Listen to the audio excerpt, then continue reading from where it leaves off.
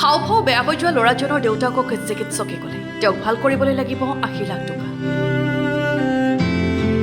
চিকিৎসালয়ৰ বিচনাত চিকিৎসাধীন হৈ থকা পুত্ৰই দেউতাকক কাবৌ কৰি ক'লে, দেউতা মোক চিকিৎসা কৰিব নালাগে, ঘৰলৈ লৈ যাওক।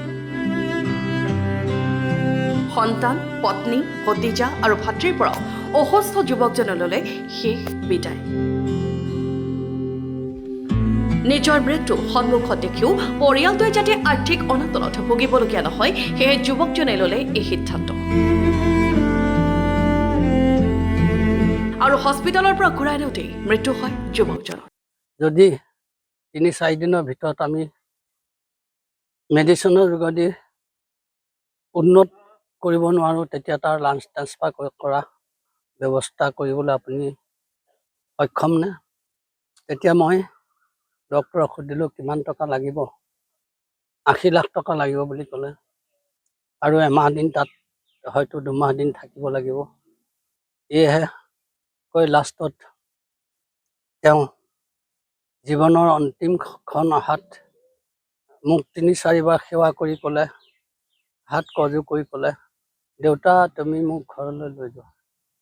ইমানেই মই তাৰ আৰু বোৱাৰীজনী, নাতি ২জন, ভায়েক, ভতিজা সকলোকে প্ৰণাম জনাই মোৰ পৰা তেওঁ সেইখিনি কৈ বিদায় লোৱা নাই।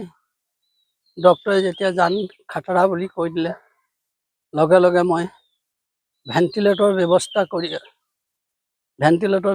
কৰি তেওঁক সুস্থ কৰিব পাৰিম বুলি ঘৰলৈ ঘূৰাই আনিবলৈ ব্যৱস্থা কৰিলোঁ। ৰঙানদী সমষ্টিৰ কাছজুলিৰ সকলোৰে মৰমৰ দীপক শইকীয়া নামৰ যুৱকজনৰ কাহিনী এয়া।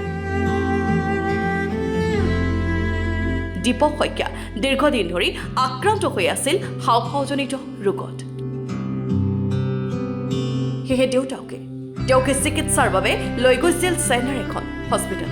চিকিৎসকে কৈছে দীপকৰ লাঞ্চ ট্ৰান্সপ্লাণ্ট কৰিব লাগিব, ইয়াৰ বাবে খৰচ হ'ব প্ৰায় ৮০ লাখ টকা। কিন্তু পুত্ৰই নিজৰ চিকিৎসা কৰিবলৈ অমান্তি হোৱাত তেওঁক ঘূৰাই অনা হয় অসমলৈ।